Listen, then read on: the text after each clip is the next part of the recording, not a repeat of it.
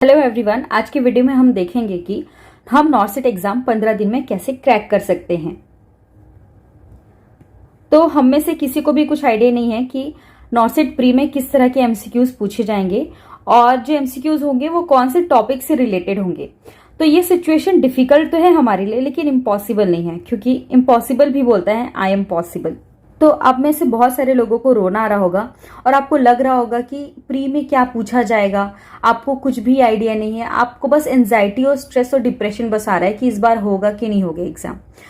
तो मैं आपको याद दिलाना चाहती हूँ कि आप में से बहुत सारे लोग ड्रॉपर बैच हो, जो पहले भी नॉर्सेट एग्जाम फाइट कर चुके हो, लेकिन कुछ पॉइंट से कुछ नंबर से आप हमेशा रह जाते हो।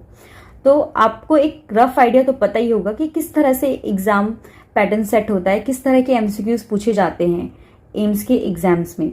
और बाकी स्टूडेंट्स को मैं यही बोलूंगी कि आपने नर्सिंग कॉलेज के एग्जाम पास कर चुका है, तो आपको नर्सिंग सब्जेक्ट से रिलेटेड कुछ ना कुछ तो नॉलेज होगा ही।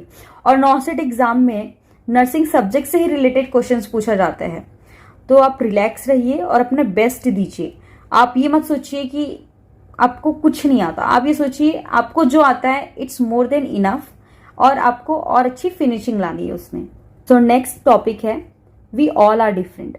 हम सभी एक दूसरे से डिफरेंट हैं। हम में से कुछ लोगों का तुक्का बहुत अच्छा लगता है, दे आर वेरी गुड गेसर। कुछ लोगों की रीजनिंग बहुत ज़्यादा स्ट्रांग होती है, कुछ लोगों को अच्छी गाइडेंस मिलती है, तो उनका एग्जाम एक सिंगल गो में ही क्लियर हो जाता है। So just because something has work for someone else doesn't necessarily means it will works for you well. तो कोई चीज़ किसी इंसान के लिए काम कर गई तो आप उसका देखा सीखी डिक्टो कॉपी मत करिए, क्योंकि हर इंसान अलग होता है। सपोज किसी नॉर्सेट के टॉपर ने बोला कि आपको 100 में 60 क्वेश्चंस को अच्छे से करना है और 15 क्वेश्चन को रिक्स लेके तुक्के लगाने हैं। तो आप में से कुछ जो अपना स्ट्रेंथ और वीकनेस नहीं समझते हैं, तो वो उस टॉपर्स को ब्लाइंडली फॉलो करेंगे। लेकिन जो इंसान समझदार होगा वो जानेगा उसका वीक पॉइंट क्या है और उसका स्ट्रॉन्ग पॉइंट क्या है।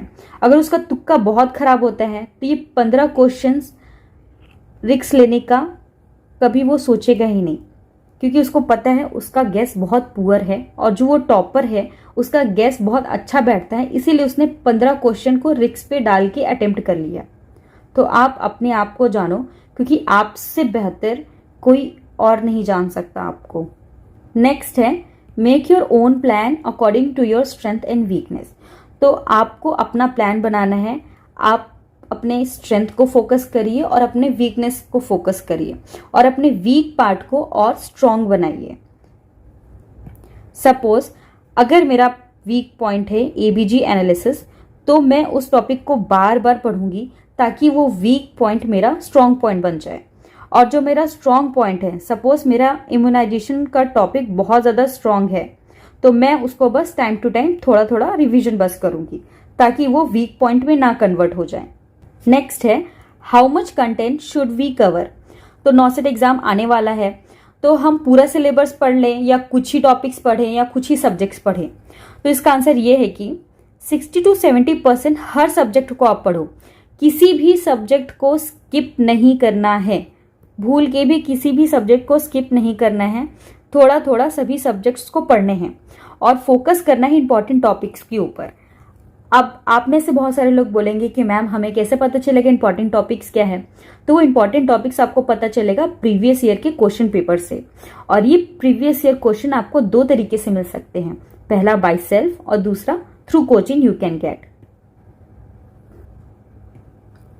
आप में से कुछ लोग सुने होंगे कि कुछ लोग खुद से सेल्फ स्टडी करके नॉर्सेट एग्जाम निकाल लेते हैं और कुछ लोग कोचिंग का सहारा लेके नॉर्सेट निकालते हैं। तो ये दोनों में डिफरेंस क्या है? ये दोनों में डिफरेंस मैं आपको एग्जाम्पल के थ्रू समझाऊंगी। बाय सेल्फ एक ऐसा प्रोसेस है, एग्जाम्पल कि आप मार्केट गए, सब्जी लाए और वो सब्जियों को घर में लाए, किचन में उसको काटा, सब्जी बनाया, फिर आखिरी में आपने सब्जी खाई। पर कोचिंग क्या करता है? कोचिंग एक तरह का मेस का काम करता है। वह पका पकाया खाना आपको सामने प्रेजेंट कर देगा, आपको वो खाना टाइम टू टाइम अच्छे से खाना है।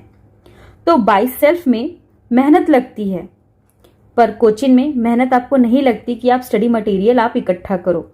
आप स्टडी मटेरियल इकट्ठा करवाने का कोचिंग को आप पैसा देते हो, ठीक। तो अगर आपके पास ज़्यादा पैसे नहीं हैं और आपको खुद से नॉसेट एग्ज़ाम निकालना है तो आप मॉसबी बुक, एनसीलेक्स बुक, पीआर यादव और टारगेट हाई के जितने भी प्रीवियस ईयर्स के क्वेश्चन नॉसेट्स के हैं सभी को आप पढ़ लीजिए और उस इम्पॉर्टेंट टॉपिक्स पे फोकस करिए। यकीनन आपका एग्जाम्स आराम से निकल जाएगा। तो ये आप पे डिपेंड करता है, आपको कोचिंग राइट वे लगता है या फिर self study, it depends on you. अब एक और सवाल पूछा जाता है कि मैम हमें क्या रेगुलर वीडियोस क्लासेस अटेंड करना चाहिए या फिर नहीं करना चाहिए। तो मैं आपको यही बोलूँगी कि आप रेगुलर वीडियोस उन टॉपिक्स के देखिए जो आपके वीक टॉपिक्स हैं। सपोज अगर किसी का ड्रग कैलकुलेशन पुअर है तो उसको ड्रग कैलकुलेशन से रिलेटेड जितने भी वीडियोस हैं उसको गो थ्रू करना है और अच्छे से समझना है ताकि मेन एग्जाम में उसको सॉल्व करते हुए वो पर्सन ना अटके। नेक्स्ट है प्रैक्टिसिंग एमसीक्यू। तो आपको एमसीक्यू बहुत अच्छे से प्रैक्टिस करना है क्योंकि आप जितना ज़्यादा एमसीक्यू प्रैक्टिस करोगे उतना ही ज़्यादा आपका जो फियर है नॉसेट एग्ज़ाम को लेके वो कम होगा और धीरे धीरे आप गुड बाय बोल दोगे एग्ज़ाम फोबिया को। तो बहुत अच्छे से एमसीक्यू प्रैक्टिस करिए क्योंकि आपके एग्ज़ाम में तो एमसीक्यू ही पूछे जाने वाला है। रिविजन्स, कम से कम आप 2 रिविजन्स बिफोर एग्ज़ाम ज़रूर करिए और रिविजन्स मैंने पहले बता दिया है 60 to 70% हर सब्जेक्ट्स के करने हैं आपको रिविजन और किसी भी सब्जेक्ट को आपको स्किप नहीं करना है और इम्पॉर्टेंट टॉपिक्स को तो डेफिनेटली आपको रिवीजन कर ही के जाना है। अब आता है हमारे मन में एक सेल्फ डाउट, क्या मैं एग्ज़ाम क्रैक कर पाऊंगी या कर पाऊंगा। ये सेल्फ डाउट एग्ज़ाम के टॉपर को भी खाता है कि मैं कैपेबल हूँ क्या एग्ज़ाम क्रैक करने के लिए, क्या मैं कर पाऊंगा कि नहीं कर पाऊंगा, घर वाले क्या सोचेंगे, सोसाइटी क्या सोचेगी। तो ये सारी चीज़ें हमारा कॉन्फिडेंस डाउन करती हैं, मोरल भी डाउन करती है। तो ये सेल्फ डाउट हम कैसे दूर कर सकते हैं। अगर मैं आपको बोलूँगी yes you can crack the नॉसेट तो आप ओवर कॉन्फिडेंट हो जाओगे, आप ओवर एक्साइटेड हो जाओगे, तो मे बी आपका पढ़ने का थोड़ा सा रिदम डाउन हो जाए। अगर मैं आपको बोलूँगी कि नहीं आप नहीं कर सकते तो आप शायद डिप्रेस्ड हो जाओगे। तो मेरे अकॉर्डिंग मैं आपको बस यही सलाह देना चाहती हूँ कि मैंने ना नॉसेट क्रैक करते हुए सिर्फ 2 ही लोगों को देखा है। पहला, एक वो जो बार बार नॉसेट एग्ज़ाम देते हैं, फेल होते हैं, फिर एग्ज़ाम देते हैं, फेल होते हैं, फिर भी वो हार नहीं मानते, कंसिस्टेंट रहते हैं और अपनी जॉब पा लेते हैं। और एक वो होते हैं जो कड़ी मेहनत करते हैं और सिंगल अटेम्प्ट में और थोड़े से लक के साथ जॉब पा जाते हैं। तो अगर आप फेलिंग अगेन एंड अगेन की कैटेगरी में आते हो तो आप हमेशा कंसिस्टेंट रहो, हमेशा, क्योंकि आपका जो हार्ड वर्क है ना लक को भी बीट कर देगा। तो जस्ट स्टडी। हमें नॉसेट एग्ज़ाम के लिए कितने घंटे पढ़ना चाहिए? एटलीस्ट आपको 6 to 7 आवर्स डेली स्टडी तो करनी ही है। अपने नॉसेट को टाइम दीजिए, वो आपको जॉब देगा। Everything can wait but your career can not. आपके जितने भी फ्रेंड्स की पार्टी है, जितने भी आपके कज़न्स की शादी है, जो भी मैरिज फंक्शन है और रक्षाबंधन है और कमिंग जितने भी फेस्टिवल्स हैं, सब आता जाता रहेगा, लेकिन आपका करियर और आपका ये गुड अपॉर्चुनिटी बार बार आपको नहीं मिलेगा। तो आप अपने स्टडी पे फोकस करिए और कंसिस्टेंट रहिए। और ये जो प्री एग्ज़ाम है, प्री के साथ आप मेंस भी निकालिए और अच्छी जॉब पाइए। अगर आपको मेरा वीडियो अच्छा लगा हो तो ज़रूर सब्सक्राइब करिए, शेयर करिए। अब मिलते हैं नेक्स्ट वीडियो में।